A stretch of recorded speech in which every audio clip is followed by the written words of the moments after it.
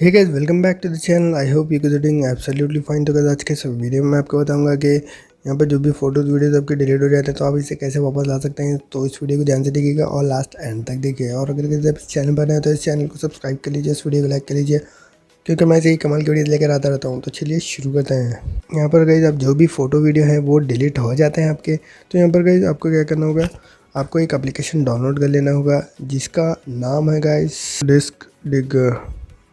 तो यहाँ पर ये एक एप्लीकेशन है जिसकी मदद से यहाँ पर आप जितने भी डिलीटेड फ़ोटोज़ हैं वह आप इजीली यहाँ पर रिकवर कर सकते हैं, वापस ला सकते हैं।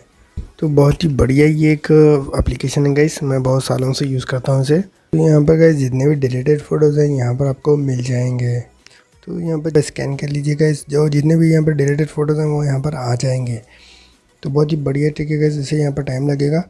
तो आप यहाँ पर स्कैन कर लीजिए गाइस, स्कैन करने के बाद यहाँ पर आपको फ़ोटोज़ मिल जाएंगे। तो उम्मीद करता हूँ कि आपको ये वीडियो अच्छा लगा होगा। अगर वीडियो अच्छा लगा तो लाइक कीजिए, शेयर कीजिए और चैनल को सब्सक्राइब करना भूलिए। Thank you very much.